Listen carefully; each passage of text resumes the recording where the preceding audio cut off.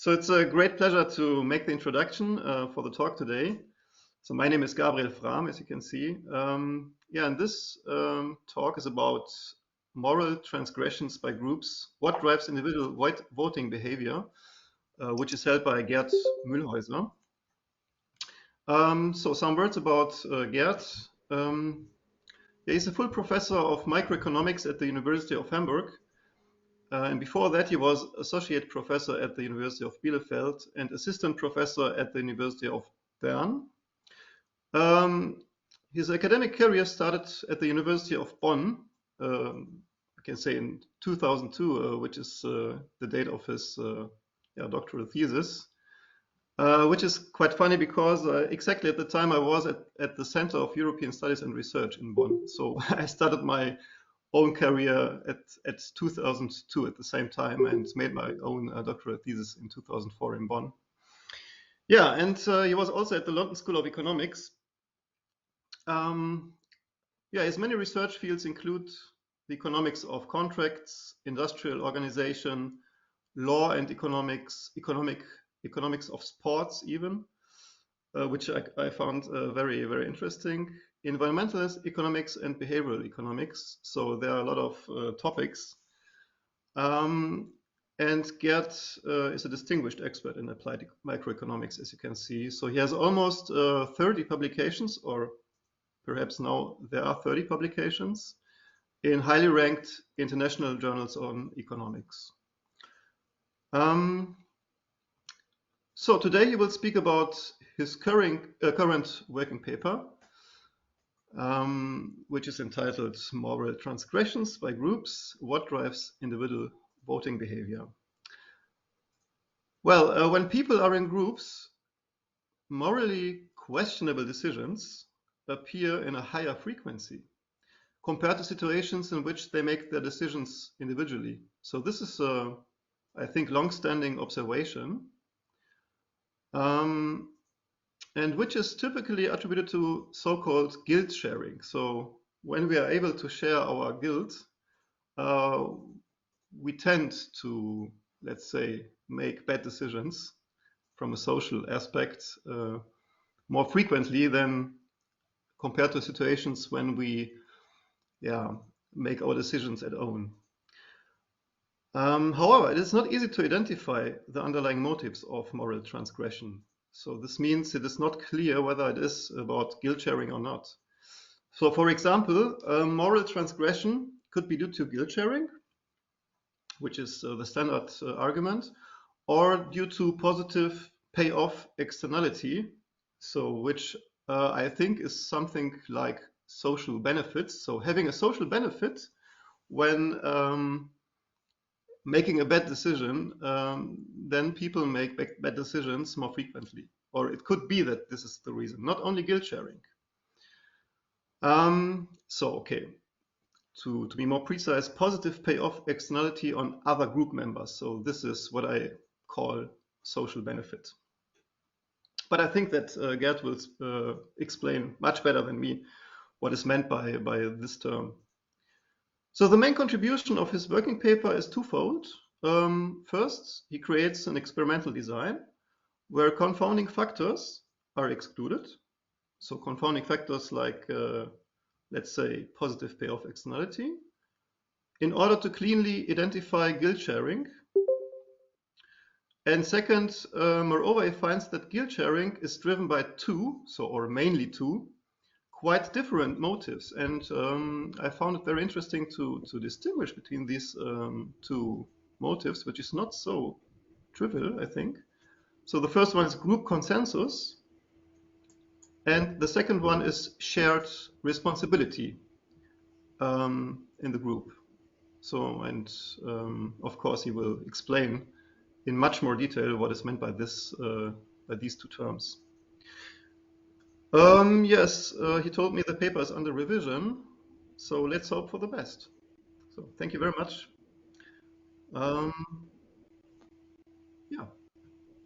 Thank you very much, Gabriel, for the very kind introduction. It seems that we have spent time in Bonn together without knowing that, and now we are the same city again in Hamburg, and we have not met before, and I think we should definitely make up for this and meet soon. Thank you very much. So thanks to the organizers for having me. It's a great pleasure to give this talk. And I would like to share my slides. Just a second. Yeah, so don't be surprised. The title is not exactly the title which was on Gabriel's slide. We have slightly changed it, but I assure you it's basically the same paper. So this is joint work with Eberhard Fees, who's a long-term co-author of mine, who is now at Victoria University in Wellington, and Florian Kerzenmacher, who is a postdoc at the University of Innsbruck.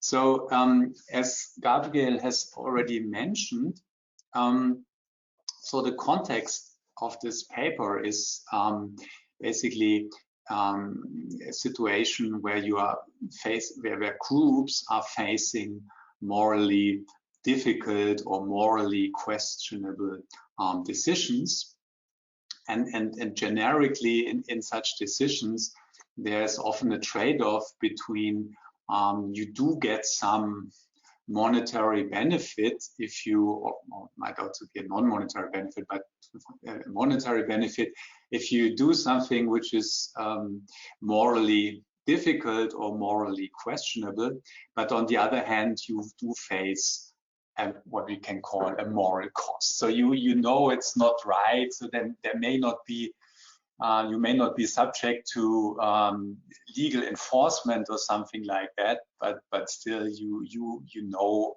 it's not right, and this somehow gives you a bad feeling and some moral cost. So you could think of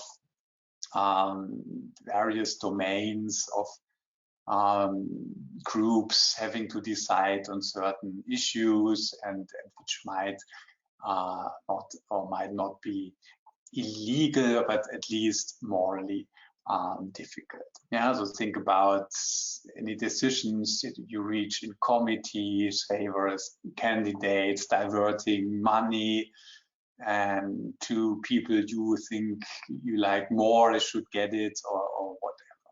Yeah, and so there's actually a quite substantial literature which has studied such situations experimentally.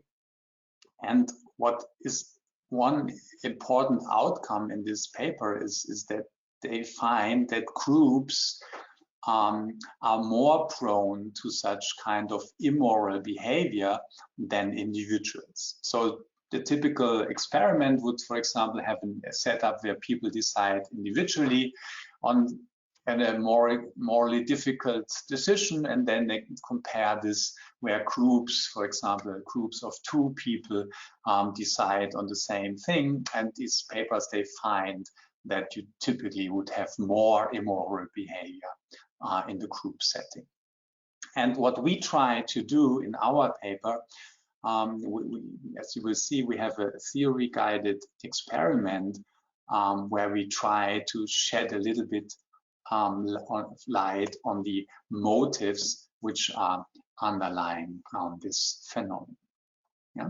So as a brief background, so here I have listed some papers which have basically made the point I just mentioned. So the upshot being that you it seems that you find more immoral behavior in groups, and also some of these papers consider market settings as opposed to individual decision making. So, for example, there's this famous paper by Dana, Weber, and Kuang, who have different versions of the dictator game, and people can decide between a fair and an unfair allocation. And in one treatment, they have not just one dictator, but they have 2 dictators, and they have kind of a unanimity rule in place, so that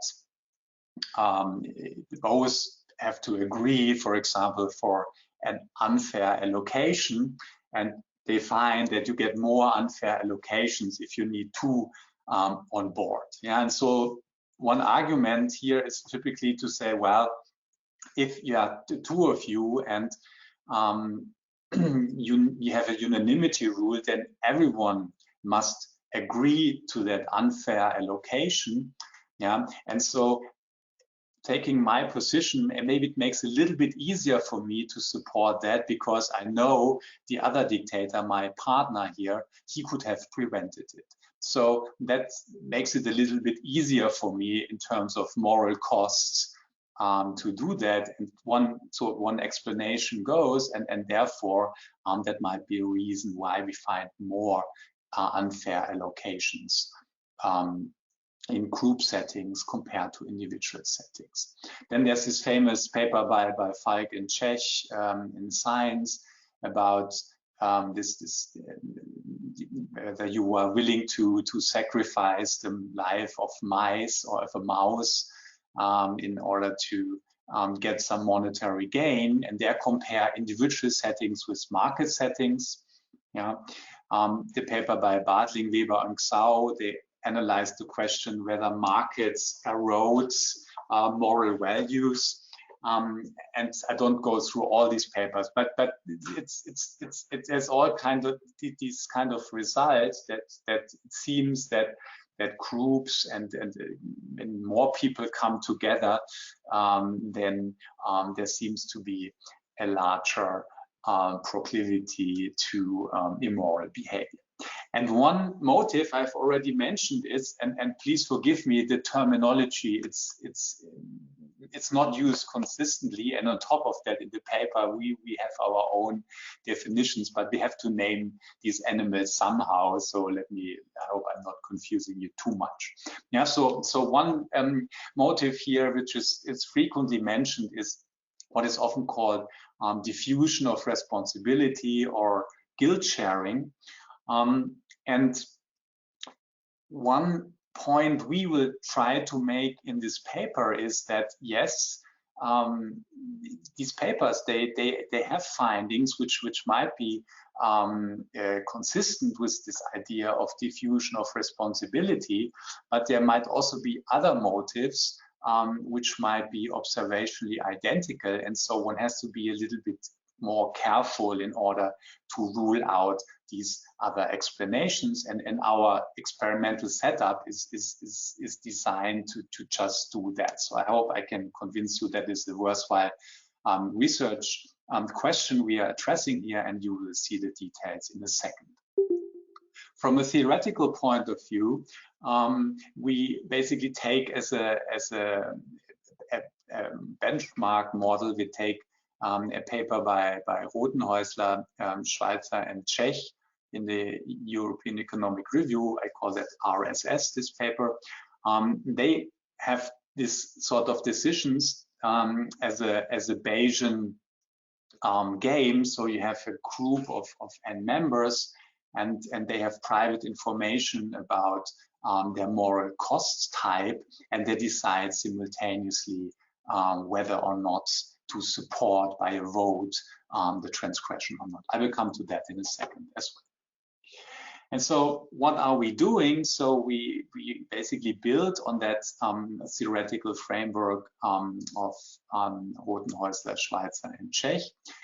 And we consider a moral transgression of the following form. So we have groups who have to decide whether or not to take money which was designated for donation to a charity. So you will see that later on when I talk about the design. So that is the decision they have to do. They will be told, look, there's an amount of money. It's actually, we wanted to donate that money to a charity, but if you agree inside your group, you can get that money for yourself. And that is the decision this group has to take.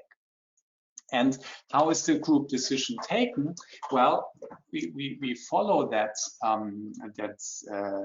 framework here of the theoretical paper. We consider a voting setup, and I hope it becomes clear when we dive deeper into the framework that it's actually I think, quite suited to avoid some of the difficulties when you do a comparison between individuals and groups. So here we fixed the group size, but we have different voting rules. So each member in the group votes in favor or against the transgression. And then we have a voting rule in place. We call this the voting threshold. That is the required number of yes votes in favor of the transgression. So if the number of yes votes is higher than this threshold, then the group will do this transgression, and everyone in the group will benefit from it, even those who have voted against it. Yeah, and I think we try to make 3 contributions in this paper. So first of all is we provide evidence for one of the key predictions of this theoretical model, namely that as the threshold increases, so as you require more yes votes, yeah, you have a higher willingness to vote yes. So that is the point. So maybe that seems a little bit counterintuitive. So we require more and more yes votes, yeah, and as a result, you do get people are willing to vote yes more often. Yeah, so that is what we call a threshold effect. I hope it will become clearer in a second when I show you the framework. The second contribution is that goes back to what Gabriel has said in his introduction, and what I said before is that this threshold effect could be driven by something which is called guilt sharing or the diffusion of responsibility. But we will make the point that there's at least one alternative motive which might be observationally identical, and that has nothing to do with guilt sharing. And that has to do with free riding.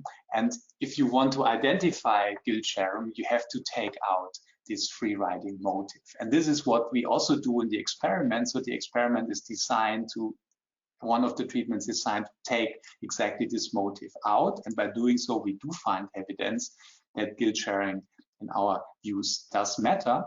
And then finally, what we do is and here comes hopefully not incomprehensible terminology. So we refer to guilt sharing as the whole thing, basically. And then we try to dig a little bit deeper and ask, okay, what is the source for why it eases my moral pain if several people have contributed to that transgression by voting yes. And here we distinguish between what we call shared responsibility. So that is something which I put, I share the responsibility for the immoral behavior with others who could also have, whose vote was also important for the ultimate group decision. Yeah, and the second motive we call group consensus.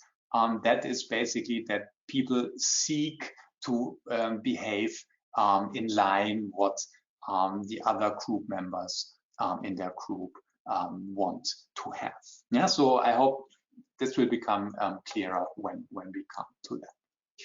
Okay, so very briefly, our innovation in the theory side is very limited, close to zero. Let me just give you an idea of how this model of Muehlheusser, Schweitzer, and Czech looks like.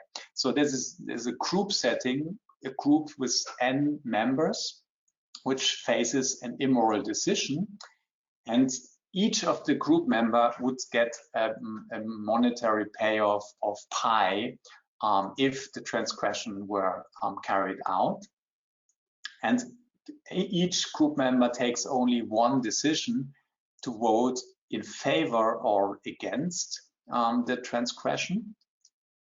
And the transgression is then carried out if sufficiently many members are supporting it. So there's this threshold K, so you need at least K yes votes such that the transgression is carried out. And each group member has a moral type, it's called, that is the theta, that is just a parameter. It is private information, yeah, and that somehow measures how much you suffer from the transgression. Yeah, and they consider basically two, for our setup here, that suffices two components which comprise the moral cost. One is a non-diffusive part. So this is something which always accrues to you as a group member. That is captured by a parameter alpha. And second, there is a diffusive part that can be shared with others, and that is a parameter beta. Yeah, and so conceptually, what is the expected utility now of a group member I when voting yes? So I walk you briefly through that. So first of all, here there's the probability that if you vote yes, then that the transgression is in fact in place. So that basically means that the number of yes votes from all other group members, that is the y minus I, is at least k minus 1. So if subject I votes yes, that is basically enough to trigger the transgression. Yeah, and what is the payoff in this case? Well, there's the monetary payoff, pi minus the moral cost. So as you see the structure, so there's this moral cost parameter type theta I, and that is then multiplied with the alpha, the non-diffusive part, and the beta times this g function. Yeah, and g is a function of the voting behavior of the other people in the group, so the number of yes votes in the group. Yeah, and so the g of y minus 1 is a decreasing function. Yeah, and if there's no other yes votes in the group, then the functional value is equal to 1. So that is supposed to capture this sharing responsibility motive. Yeah, so the more other people in the group have voted yes, yeah, the less you feel the pain. So the G function is basically decreasing in the number of yes votes in the group. If you are the only one who votes yes, then you cannot share the pain, the moral pain. You have to bear it alone. But if you can share it with 5 other people because there are 5 other yes votes in the group, then that eases your personal moral pain. Yeah. And what is also important here in this setting is that this is a consequentialist approach here. That is, you suffer these moral costs only when the transgression actually takes place. Yeah, so you see this moral costs component here, it is actually multiplied with this probability that the transgression occurs. Okay, so maybe we can come back later to this. It is not evident that this is true for all kinds of immoral decisions. Yeah, you could also think of a non-consequentialist setting where whenever you support a transgression, then you have this moral cost because it's not right that you support this. Yeah, so it's kind of a Kantian setting, but this gives rise to a somewhat different incentive structure. So this is somewhat important here. That is really a consequentialist setting. If you vote no, yeah, you have no moral costs. And if you vote yes, then you have the moral costs only if the transgression actually occurs. Okay, so now what is the utility of the group member when voting no? Well, then you still have the chance of getting the monetary gain, but only if the number of yes votes in your group exceeds the threshold K. Yeah, so you have no moral cost, but you can benefit if the others do the dirty job for you and vote yes. Yeah, and so this already brings you, I think, to this point here, what I said before, that there might be other motives, and here it's kind of a free riding motives, which blurs the effect of guilt sharing, of sharing, of diffusion of responsibility. I come to that in a second. Okay, so what they are doing now, what they're looking at a symmetric Bayesian-Nash equilibrium, where each player plays the same strategy, and because the type space here is continuous and the action space is binary, that strategy has the form of a threshold or a cutoff rule. So in particular, as long as your own private moral cost is sufficiently low, you will vote yes. Yeah, and when it exceeds a threshold, then you will vote no. Yeah, so in every player in this symmetric Bayesian-Nash equilibrium plays that strategy, and so you can basically characterize then what's happening by identifying this threshold type. It's called theta hat. Yeah, and that is depending, of course, on the group size and the number of yes votes you need, and that is the indifferent type. And what they do is basically they show that in equilibrium, if you do then comparative statics, they show that this indifferent type increases in the voting threshold. So recall that the rule is that you vote yes whenever your theta is below the threshold type. So if the threshold type increases, the likelihood that everyone votes yes increases. Yeah, and so this is obviously in line with this argument, with this guilt sharing, with this diffusion of responsibility. Yeah, so the more yes votes require, yeah, the more is each individual member likely to vote yes. Yeah, but it is important to notice that this result also holds when you don't consider guilt sharing in their framework. So if you set the beta equal to 0 in their framework, you still will get this result. And the question is, what is going on here? And this brings me to my next slide. Yeah. So what are we doing in the experiment? So it is an online experiment. We have pre-registered that at the American Economic Association. We assign people randomly to groups of 3. Yeah, and as I said before, the group decision is, should the group take an amount of $1.50, which is designated for donation to a charity.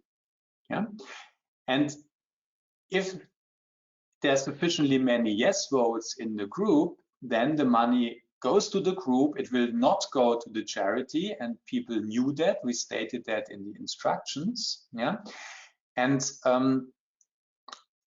we consider 3 different thresholds, or what we call voting rules in the setting. So either 1 yes vote is enough to trigger the transgression, that we call dictatorial rule under slight misuse of the name. So it's not that there's 1 dictator and this guy's vote counts or is decisive. It is just meaning that 1 yes vote suffices. Yeah.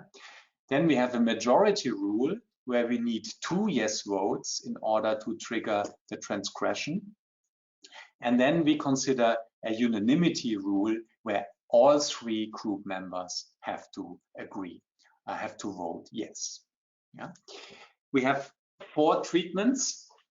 Yeah, and I will explain these as we go along. And importantly, we have a between subject design. So that means each subject plays only in 1 treatment and only under 1 voting rule.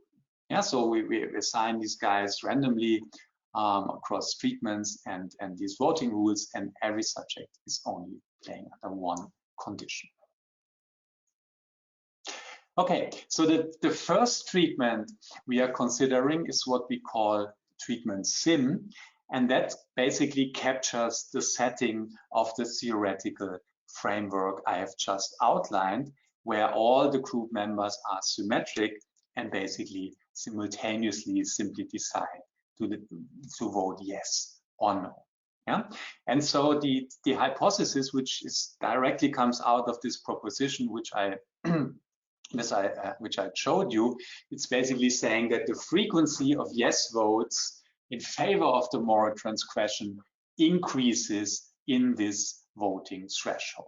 Yeah, so in particular, so recall we have three thresholds: dictatorial, majority, and unanimity. So it's a monotone relationship between the number of yes votes and this threshold, and we call this the threshold effect. Yeah. And so if we find this result, and we find it, I can tell you right now, so that is obviously consistent with this idea of guilt sharing, yeah. But there's an alternative motive, and let me just explain this for a second. This is this free riding idea. So what is happening here is that if you vote no, I showed this before, then you still have a chance of getting the money, but you don't get your hands dirty because the others do the job of voting yes. So you didn't support the transgression, but you still get the money. Yeah. And importantly, this incentive to free ride varies systematically with this voting threshold. Yeah. So in particular, under the dictatorial rule, one yes vote suffices. So if you are one of the three group members, you could say, okay, I vote no, thereby saving on moral costs.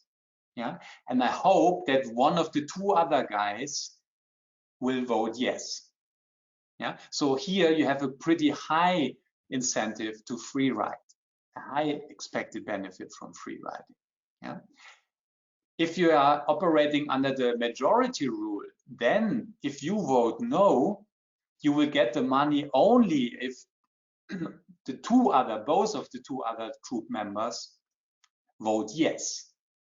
Yeah, so there's only one constellation where you would get, the money when voting no. And finally, under the unanimity rule, there's no way you can free ride, because without you voting yes, there will be no transgression.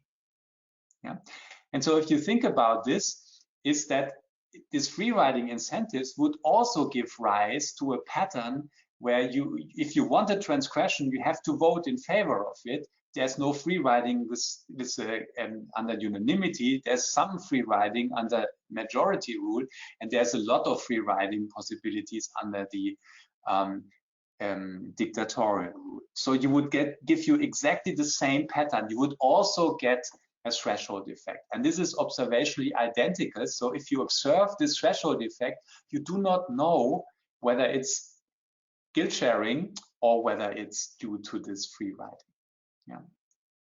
And what we do in this experiment is, in all subsequent treatments, we eliminate these free riding incentives by looking at pivotal votes only.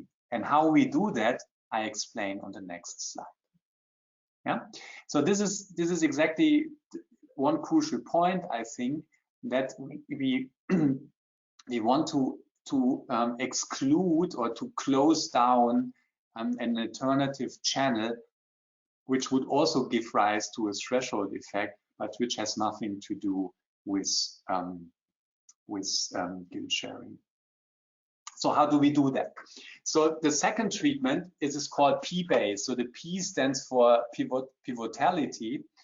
And so we give up this symmetric treatment of the three voters in each group. So what we do is we have now two what we call unconditional voters and one conditional voters. And the two unconditional voters, they are the same as before. They only say, we only ask them, do you support the transgression, yes or no? No change here. What is the novel aspect here in this treatment is that we have what we call conditional voters. Yeah, and what we do here is, for these voters, we use the strategy method. That is, we ask them for each number of possible yes votes by the other two group members in their group, what they would do. So we ask them, suppose none of the two other group members has voted yes, what would you do? One of the two group members in your group has voted yes, what would you do? And both of the other two group members have voted yes, what would you do? So for these conditional voters, we get 3 decisions. That's in experimental economics, that is called the strategy method. So basically, we ask them for the whole strategy here with respect to the number of possible yes votes in their group. Yeah, and what we then do is we look at the decision for which they are pivotal. Yeah, so for a given voting rule, we take that decision where you have k-1 yes votes by the unconditional voters. Yeah, so by construction, yeah, with this we shut down this possibility of rewriting, because we only look at the decisions where these conditional voters are pivotal.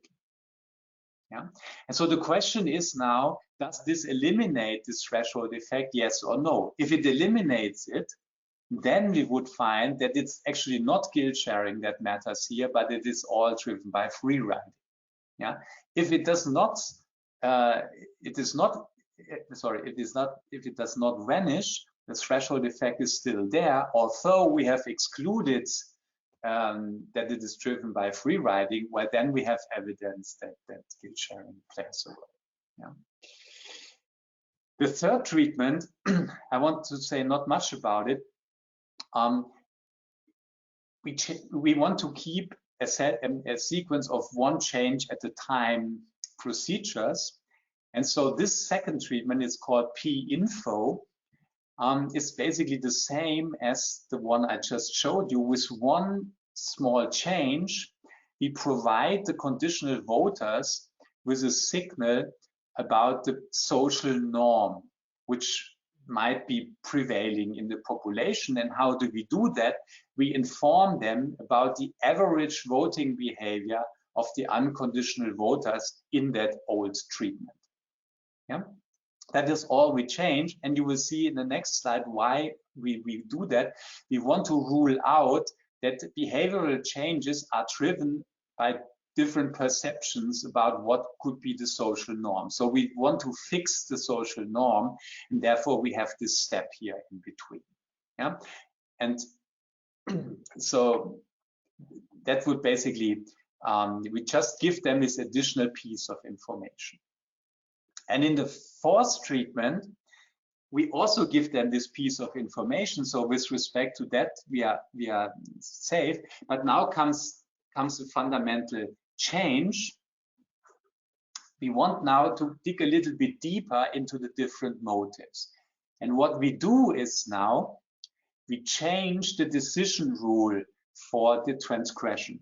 So importantly, the transgression is no longer determined by the 3 votes in the group, but by the vote of the conditional voter and 2 random votes, which are determined by the computer.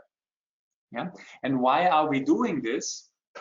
We do this because we now establish a setting where the unconditional votes in your group, they are no longer relevant for the decision.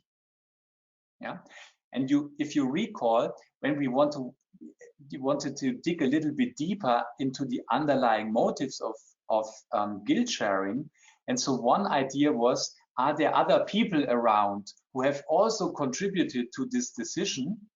Yeah, and if so, maybe I can place some of my moral burden on their shoulders. In this treatment, that should arguably no longer be possible. Why? Because the other members in the group, they have made a vote, but this vote is irrelevant for the decision. Yeah. So we argue that this eliminates that part of the guilt sharing, which comes from the fact that you can put some of the moral burden on other shoulders, because these guys have also contributed to this decision. Yeah. And so how do we do that? So we extend the strategy method and now elicit not 3 decisions by the conditional voters, but 3 times 3. So in particular, for each possible number of yes votes by the unconditional voters, that is 0, 1, 2, we also ask, what would you do for each number of randomized votes? Again, 0, 1, 2. So in the end, you get 9 possible situations. Yeah. And this leads us to the prediction that this threshold effect does not vanish, yeah, but it becomes smaller, but because we take out one potential motive underlying guilt sharing, namely this sharing of responsibility with other people in the group who have also contributed to the decision. Yeah, and so if the threshold effect does not vanish, yeah, then there must be some other motive still around, and this is what we call group consensus. Yeah, and so this is what we do next. And here we ask the question, looking at these 2 unconditional votes in your group, yeah, as a conditional voter, you know how these guys have voted is not relevant for the decision. The decision for the transgression is taken by your vote and the 2 randomized votes. The question is, do you still respond to the behavior of these 2 unconditional voters in your group, even if you know that they are not decisive, they are not relevant for the decision? Yeah. And the idea is that if I'm the conditional voter and I'm together with 2 other people in the group, I know these votes are not decisive. Does it make a difference still when I see that there's 0 yes votes by these guys, or there are 2 yes votes? Yeah. And so the idea here is that when both of my group members want the transgression, yeah, then I feel like I follow them. So to say, okay, if this is what they want, okay, then let's do it. Yeah. It doesn't matter for the decision. The question is, does it still matter for the behavior of these conditional voters? Yeah. And finally, the final hypothesis is something like, have you exhausted all the relevant motives? So a necessary condition would be, if we take these all in the statistical analysis into account, then the threshold effect should vanish. Yeah, so this is our final hypothesis, and I will show you evidence in a second that this is indeed the case. Yeah. Okay, so here's a brief overview table. Maybe that is maybe not too instructive. So here again, the 4 treatments. Here are the different crucial design choices and the motives which we are targeting and how they relate to the different hypotheses. Now, one quick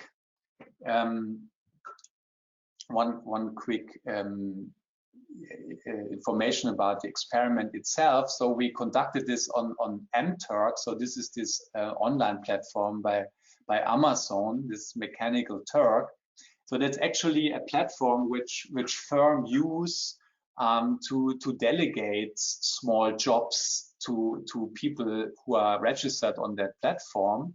And increasingly, experimental economists have found this a very useful platform to recruit subjects for online experiments. In particular, if the experiments are very short, as ours, it is very useful to have these platforms, and we are really not the only one. Many people are using this by now. So we did this in January and February 2020, so just before the pandemic hit, and because of many cancelled conferences and seminar trips last March and April, so this gave us unexpectedly much time to work on the paper. So we spent a lot of time then basically doing the experiment, the analysis, writing up a first draft, and then revising the paper this year. So we had a little bit less than 5,000 participants. They were all located in the US. It's a very short experiment. The completion time is just a few minutes. And also, of course, the average payment is not particularly high, but it's still a good hourly wage.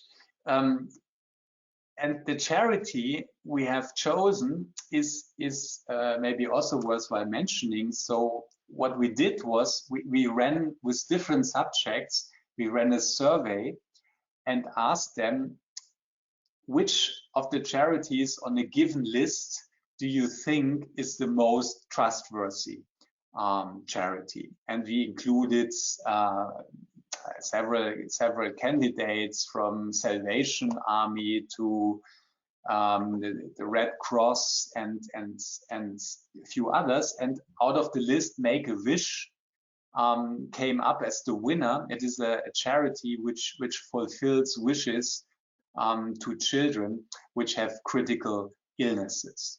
Yeah, and so it's a very highly regarded and very well-known charity in the US. So we wanted to make sure, right, that our results are not driven by a strange choice of charity. So if people don't like the charity, right, then that might somehow affect their behavior, and that we wanted to rule out that this plays a role. So we wanted to select a charity where most people, or we can be pretty sure that people think that is actually a good thing to give money to them, so that if you take away money designated to a donation to the charity, you're doing something which is, it's not illegal, but maybe not, it's kind of a morally difficult decision. Yeah? Okay, so here is basically all you need to see for the first part of the results. So I have here 4 panels, and what this shows you is the number of yes votes under the different voting rules. So the black box is always, the black bar is always the dictatorial rule. 1 yes vote suffices. The white bar is the majority rule. You need 2 yes votes for the transgression, and the dotted bar is the unanimity rule. Yeah. I should also mention that the panel A, so the upper left panel, here we use all votes. Yeah, so each vote of the 3 group members, because this is symmetric setting, recall that was basically testing the baseline prediction of this theoretical framework, that we use all the votes here. Yeah, while in the other 3 treatments, we throw away the unconditional votes. We are not interested in them. We only look at the conditional votes in situations where they are pivotal, and we call them pivotal conditional yes votes. Yeah. So recall, we do have them by construction because we have asked these conditional voters for their whole strategy. Yeah. And so we could always see, okay, now we are, say, in the unanimity rule, then the pivotal votes is the case where there are 2 yes votes from the other voters, and then we looked, what would the conditional voter do in this situation? Yeah. So what you can see here, obviously, is that there's a threshold effect. Yeah. So the number of yes votes increases. Yeah. In all treatments. With the voting rule, yeah, so with the number of required yes votes. So in particular, if you look at panel B, for example, this treatment where we have eliminated the free riding possibilities. Yeah. So if free riding would be the driver of all this, then the threshold effect should vanish, but it does not, right? So that's we take as evidence that the overall idea of diffusion of responsibility, or what we call guilt sharing in our paper, matters. Yeah? So this is only pivotal votes. Yeah. So that means there's no free riding here. And there's also not such a thing as, I don't know, pivotality aversion or something like that, because there's no change across these rules. These are only situations in which these conditional voters are pivotal. Yeah. Then recall that the difference between panels B and C was just this additional piece of information we gave conditional voters, namely, how have the unconditional voters in this treatment behaved, which was meant as a signal of the social norm. And you see this has virtually no effect on behavior, and it was not meant to have an effect. The only reason why we included that treatment was because we wanted to have a clean comparison with respect to this treatment P rand, where we also did this, and where in addition, recall, we have now replaced the two unconditional votes in a group with two random votes, so that the two random votes together with the conditional vote determines whether or not the transgression takes place. And as we have hope, basically, we shut down that part of guilt sharing, which I can attribute to other people in my group also involved in the decision process. Yeah, so that is no longer the case in P-rand, and so here part of guilt sharing, one part of guilt sharing doesn't work, so I cannot do it, and so this somehow limits my willingness to vote yes, as I need more and more people on board. And as you can see, at least for the case of unanimity voting, you do find a decrease of the threshold effect. Yeah, so I have a regression table on the next slide, but that is basically the story. So again, so this is supportive of one of our hypotheses. And what you also see is that even if I have taken out free riding, yeah, and even after I've taken out that part of guilt sharing, which I can put on other people's shoulders because they were also taking part in the decision process, this threshold effect still is there. Yeah, it is smaller, this thing here becomes flatter, but it is still there. Yeah, so here there's basically the regressions underlying, which coming from these the data from which the pictures are plotted, and you see here basically statistical support for what I have said. Yeah, so in particular here a little bit of evidence, or we do have evidence for this threshold effect, not point-wise, but unanimity is they have significantly more yes votes compared to the baseline with dictatorial voting. We have a number of wall tests here which also go in this direction, where we have compare, for example, whether there's a difference between dictatorial voting on one side and unanimity and majority voting on the other side, and so on. Yeah. So after all, I think it's fair to say we have here quite good evidence for the story I just told you. Now let me move on to this idea of group consensus. Okay, so recall, maybe I could just go back here. What I've shown you here is that this threshold effect gets smaller once I shut down that channel, which I called shared responsibility, about does it help me, does it make it more morally smooth when I can put some of the blame to the shoulders of others who have also contributed to the decision. Yeah, and now I look in more detail on this thing, because you could recall the unconditional votes in each group. They're not relevant for the decision at all by construction. Yeah, so it is not clear that what the conditional voter decides depends on what the unconditional voters in the group do, because they are not decisive in any way for the decision.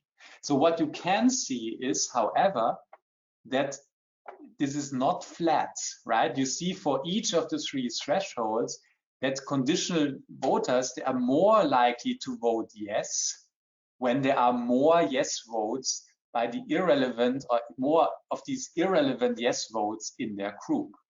Yeah, so again, that the black box is the case where you have 0 unconditional yes votes in your group. The white box is the case where you have 1 unconditional yes vote in your group, and the dotted box is where you have 2 unconditional yes votes in your group. Yeah, so it seems that what we call a preference for group consensus, it seems that conditional voters are more likely to vote yes, yeah, when their group fellows say have voted yes. Yeah, so these votes are not, again, they're not decisive, they don't matter for the decision, but still conditional voters somehow take this into account. Yeah, and so we take this as evidence that this group consensus motive matters, and it is not the same as the social norm, right? The social norm we have basically taken into account we have given them an additional signal about what a larger population of people have done.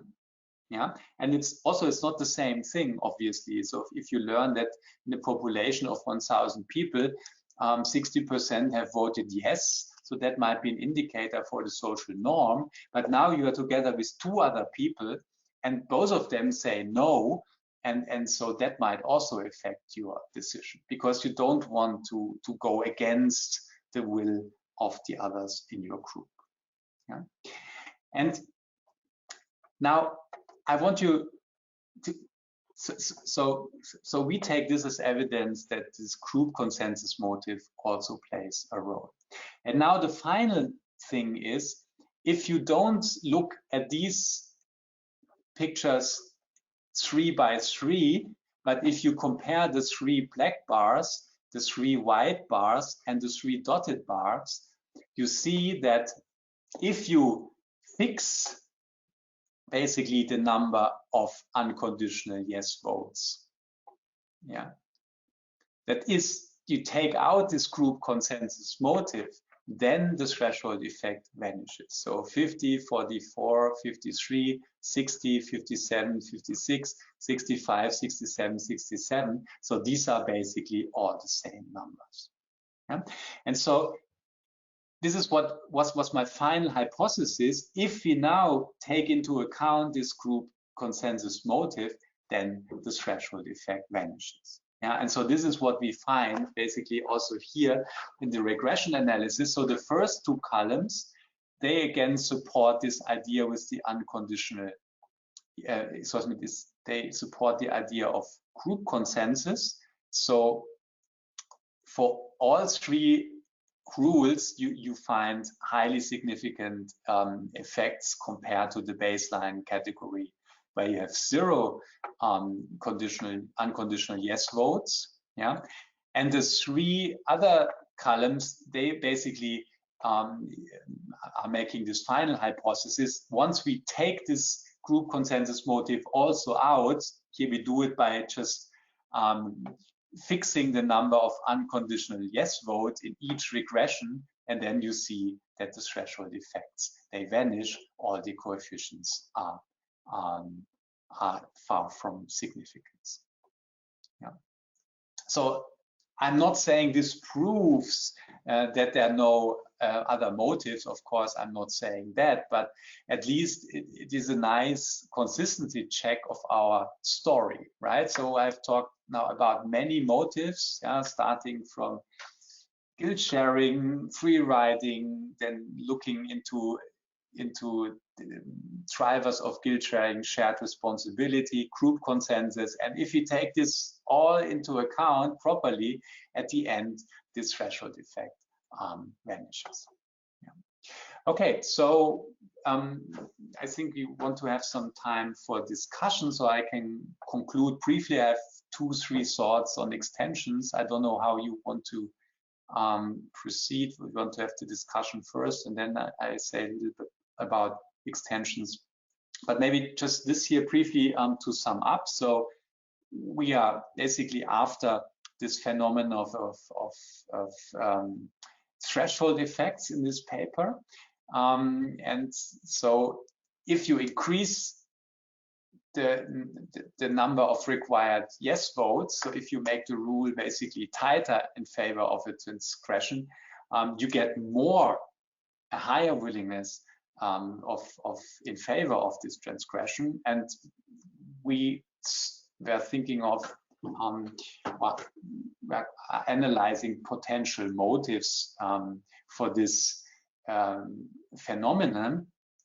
And we have designed the experiment such that we can identify and disentangle different motives, and we find, and I think people have working in this area before, like Nora Chase theory paper, they are pleased to see that. So guilt sharing matters, yeah, but we took some careful steps in order to establish that.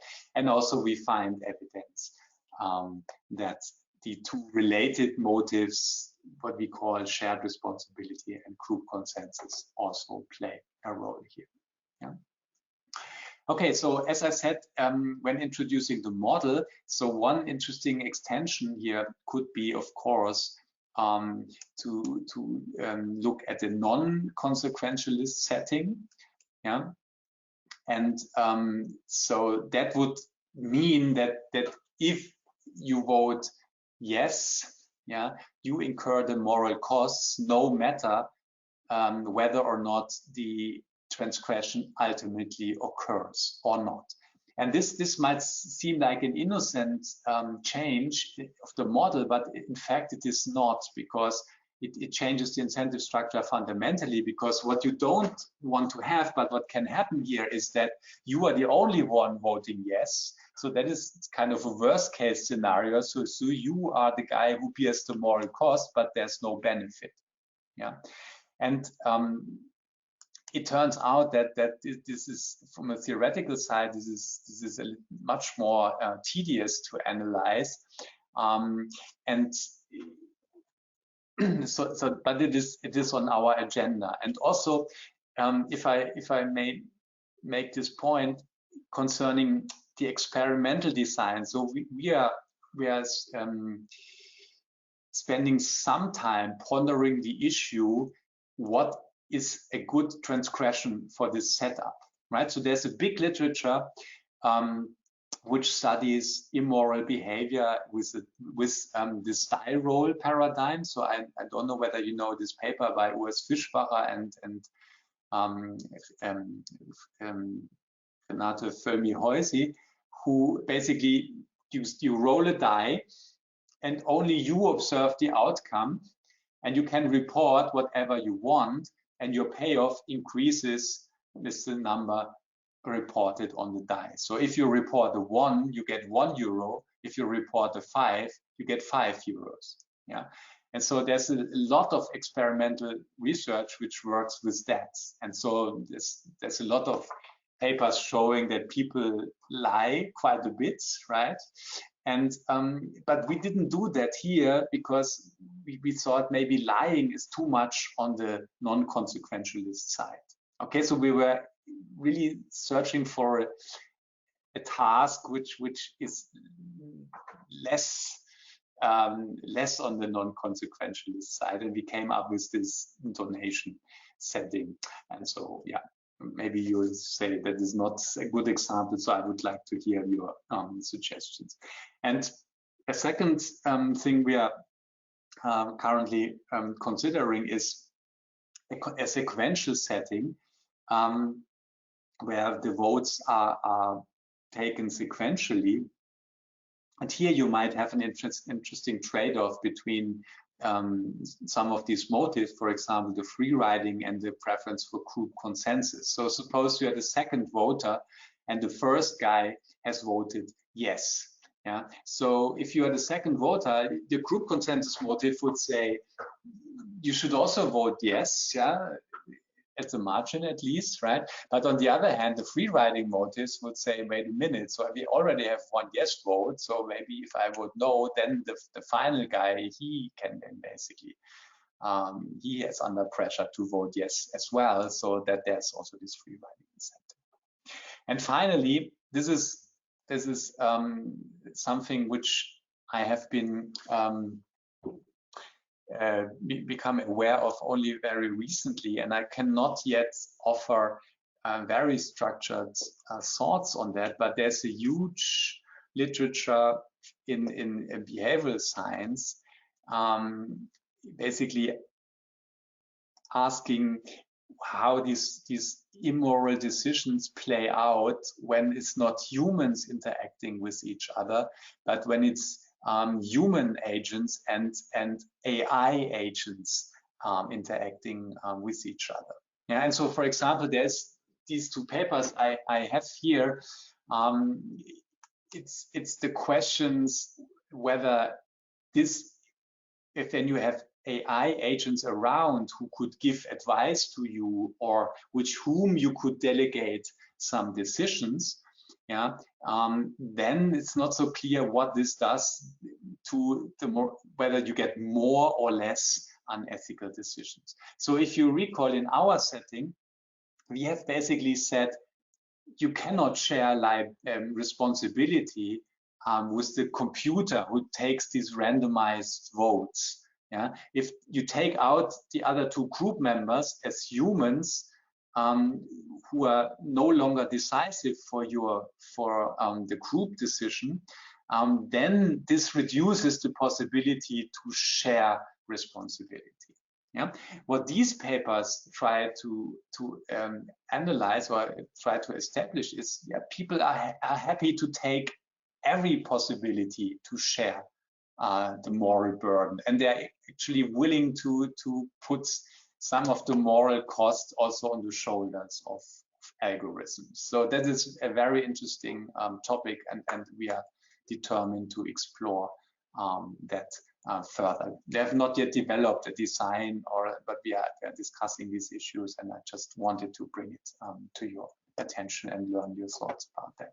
So that was it. Thank you very much for your attention, for your time, and I'm looking forward to any kinds of questions you might have. Thank you. So, thank you very much for the very interesting talk. So now the floor is open for discussion. Yeah, maybe okay. I start with a very trivial question, Gerd. What is the consequence then for economic behavior in this context? I mean, okay, the regular sharing, you mean, so to say, a kind of collective action, and the result depends, well, it's voting, but how is it on the market?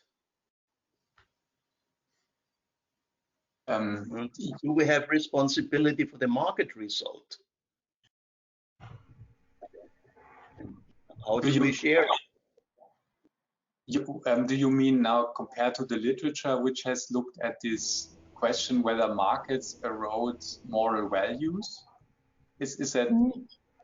No, I mean, you know, there are markets which are relatively small, you know, let's say 5 or 6 agents on one side, 3 agents on the other side, and then of course each member might have an impact, you know, or there's also a threshold for that, for the impact. Can we conclude something from this voting model with respect to a market model? I mean, I don't know. That's why I ask you. No. I mean, for me, so I would respond as follows. For me, many of the papers who have basically said if you compare individuals and groups or markets, and you find more misbehavior in groups or markets as compared to individuals, they're a little bit too quick to assign this to this diffusion of responsibility, because also in this group versus individual setup, the incentive structure is typically not kept constant. So if you compare an individual and a group, suppose you take $1 as an individual, or the group takes two decide to take $1 and get $1 each, for example, then you have a payoff externality. It's very similar. It's not the same as this rewriting, which is a little bit different, but at a general level, you have also a systematic change of the incentive structure together with varying the number of people.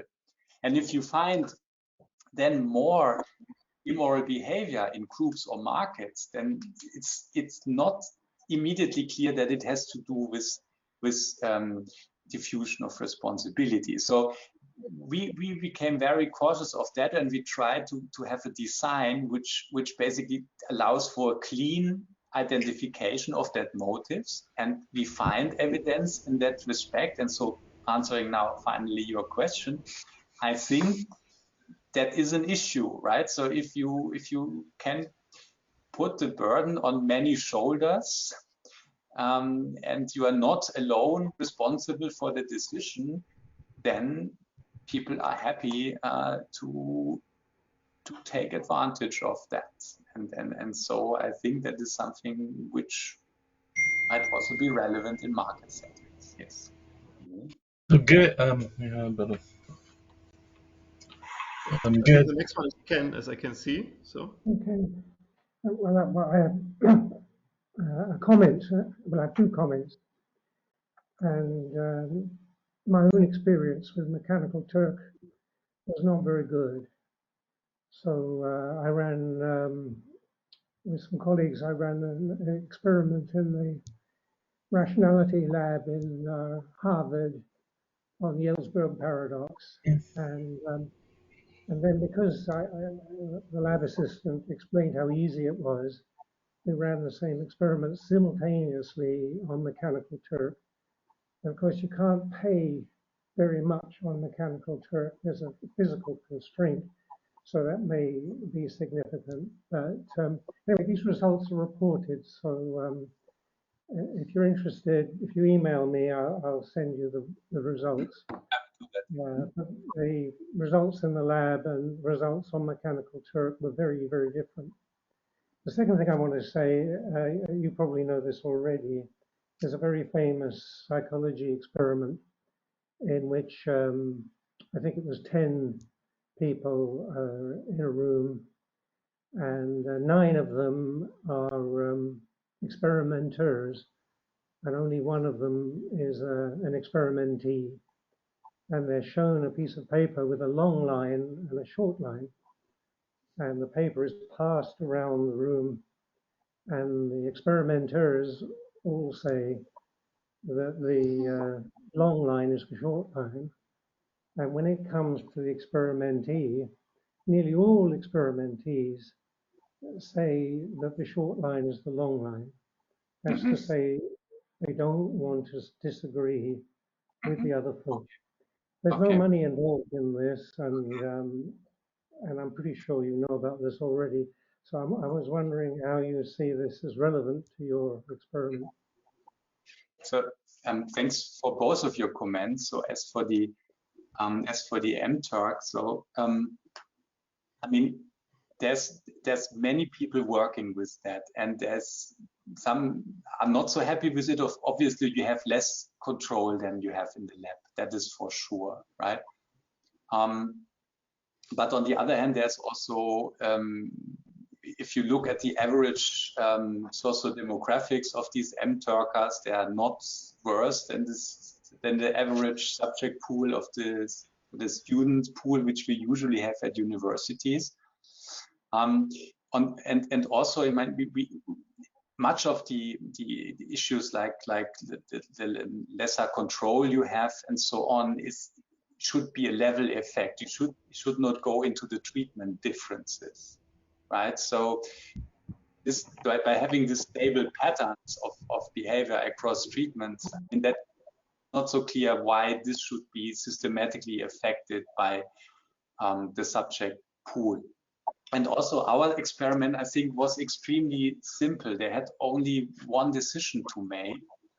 And I have, especially in these settings, I have always had the difficulty with inviting people to the lab when it's just so short. And I think this is actually an advantage for short experiments, that you can easily do them online, while it would be very artificial to invite them. And what many people in the lab do, they put them at the end, after they have run a longer experiment, they say to subject, here's another little thing, yeah, and then they do this one decision lying or whatever thing.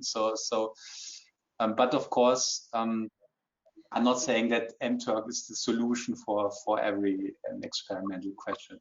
And the second comment you said, I'm very grateful to that. So I will email you and ask you for that paper. I was not aware of it, I must say. And of course, it is exactly this group consensus motive, right? So even more to the extreme, because this guy he had no financial incentives, and he said something which he obviously thought was wrong, just as to not say something against what is going on in his or her group. I mean, it's not exactly the motive, but it's no, if I think about it, but still it takes up this idea, right? I care what the people in my group do, also it has no monetary consequences. And that is in our last treatment, it's the same, right? So these people do not matter for the decision, but still these conditional voters, they care what the preference of these people is. Yeah. Can I respond just briefly? I think, this experiment is traditional. It's in textbooks, so you won't find any trouble tracing it. But two, I think a big difference in that traditional experiment and in your case is that the answer yes or no is observed by the other people in the group. So presumably one of the motivations they had is that they don't want to be out of step. Perhaps they don't understand the experiment, perhaps they've made a mistake and so forth. And there's no benefit to being out of step. So if you do a cost-benefit analysis, why not say yes? Okay, and so that is to apply in your case. Okay, so but that perhaps it would matter in a new experiment to have the group observe each other's answers.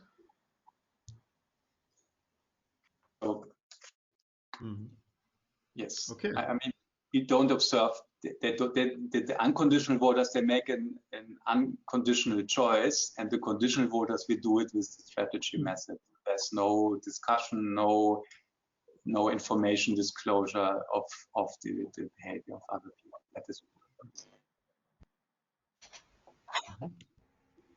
So are there any other questions? We have 5 minutes left, as I can see. Andreas, really? Yes, can you hear me? Yeah. Yeah. Yeah. We can hear you.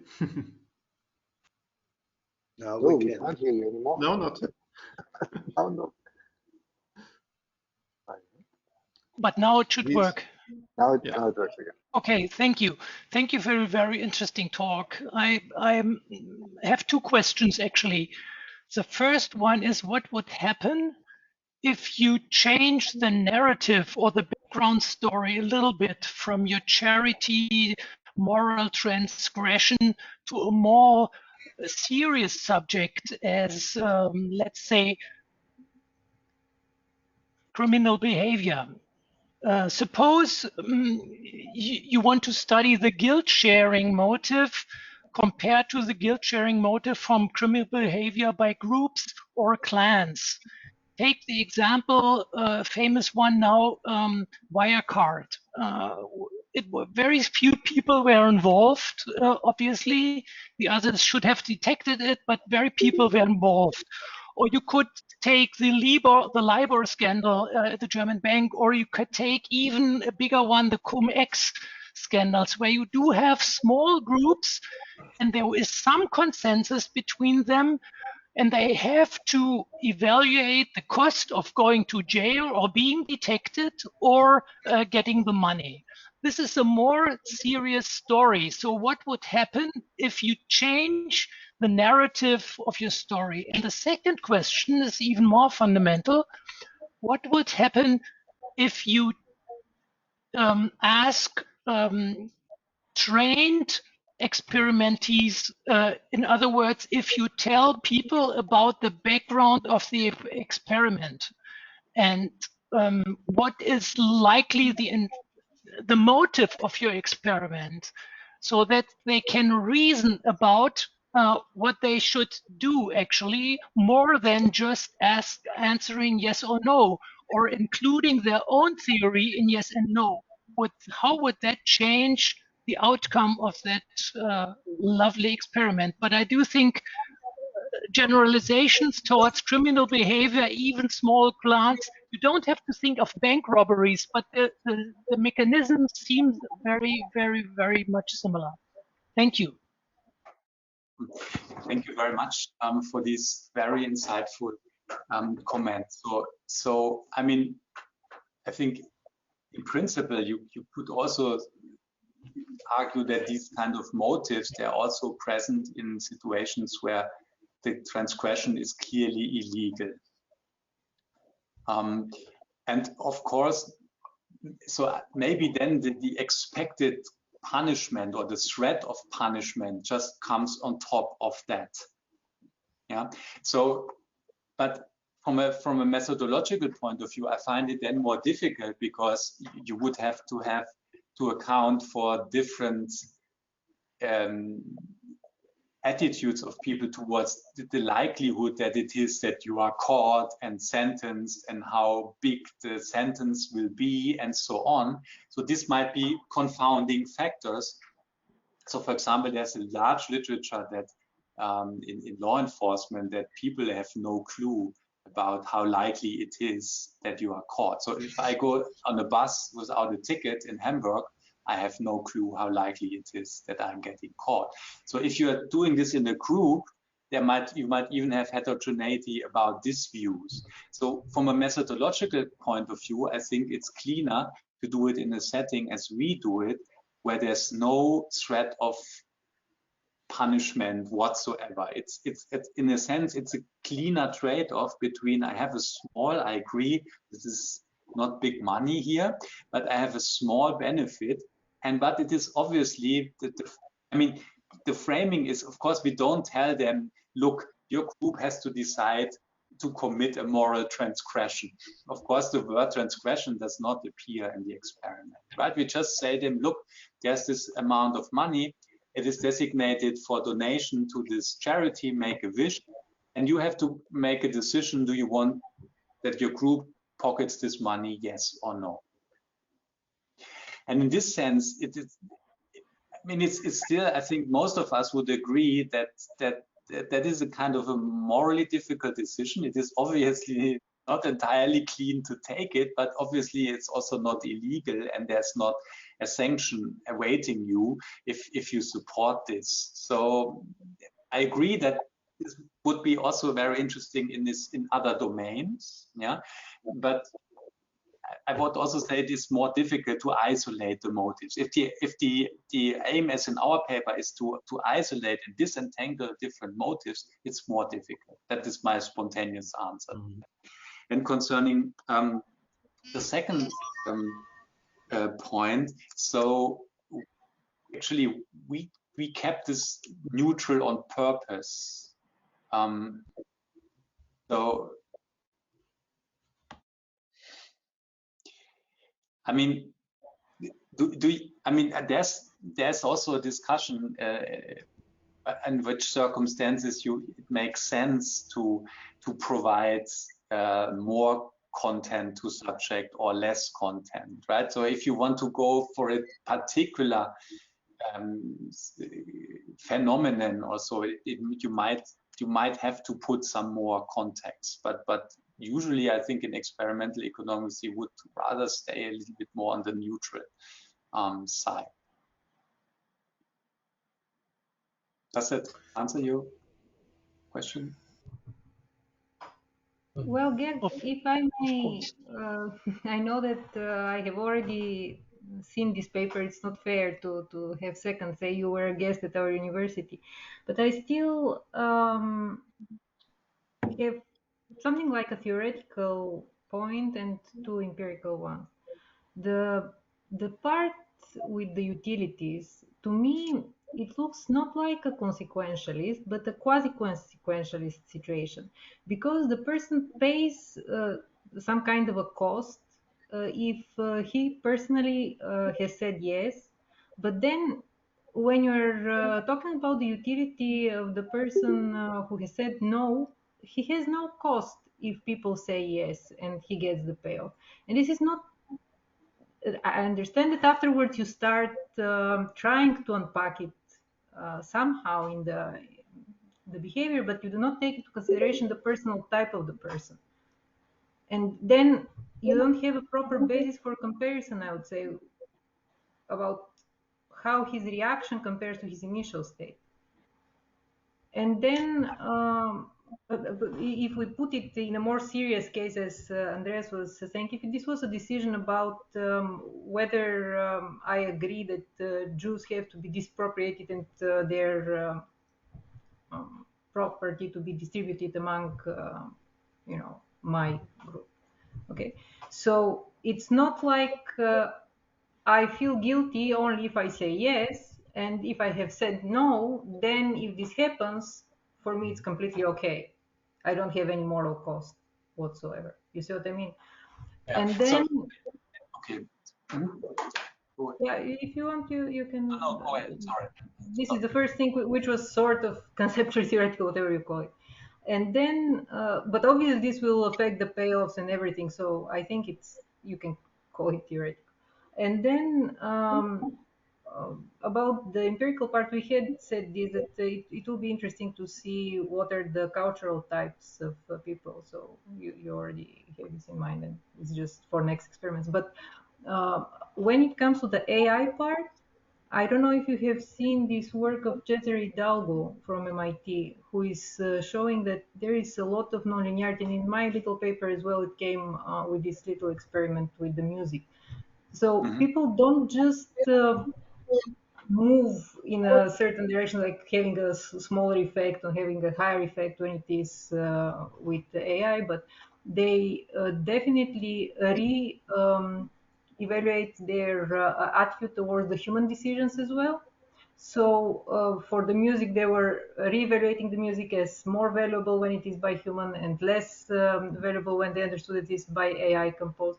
And also, if you think it in your setting, it will be very different if the transgression is done by a person or if the transgression is done by a machine or suggested by a machine. So that in the future design will be very sensitive to who suggests the transgression. So thanks for this suggestion. Could you send me this paper? Cesare, it's a book. Yeah, I will. Yeah, you send me the reference. Yeah, I'm curious to learn more about that. I mean, concerning your first point, I think from this, I agree. I mean, in this setting, you get, if you vote no, you have no moral cost, right? Even if you do get the benefit because sufficiently many other people voted yes. But I mean, from a theoretical point of view, I think all you need is that you have higher moral cost if you voted yes and you get the money compared to you voted no and get the money. I think the model takes the extreme form. You have to do moral cost only when voting yes. You have zero costs when voting no. But I mean, maybe this is too quick, but I'm pretty sure that nothing changes if you have also a small cost when you get the money and you have not voted in favor of it because you got it. Yeah, but it's not as big as you would have actively supported the transgression. The one thing which fundamentally changes the incentive structure, if you have a moral cost, no matter what the outcome is. So as long as everything is multiplied with this probability that the transgression occurs, I'm pretty sure that things go through. But once you have this non-consequentialist setting, that you have a cost no matter whether or not the transgression occurs, because you don't lie, you should not lie, or whatever, then the incentive structure changes fundamentally. I'm not saying you cannot solve the model, but you get very different equilibria and it looks different. Well, so actually we're out of time, but I'm not sure whether I'm in the position to close the session. So if there is some question, go on. Well, I think, Gabriel, you can ask a question. How's about that? And then we close. Well, yeah, so my question is about if you found some implication regarding social design. So is there some possibility to increase guilt and to reduce guilt sharing? Yeah. So I agree. We have not fully exploited potential policy implications. I'm not sure whether we want to go that far here. But of course, I mean, if you believe that this is something which is an important motive driving human behaviors, and the harder you make it to share guilt, the less of the undesired behavior you might get. So that is, yeah. It's about political correctness, perhaps. Yeah. Okay. Okay, Gregor, you want to close the session? I will press a button at the end. Well, we will close the session. How about that? Yes or no, conditional or unconditional, we close the session now. We just should thank those of you, especially Mr. Muehlheusser and also Gabriel Kram, and all the participants for the discussion. It was a great evening again. Very, very interesting. And yes, thanks for having me. It was great fun to chat and to. Good. Thank you very much. Thank you. Thank you. Thank you.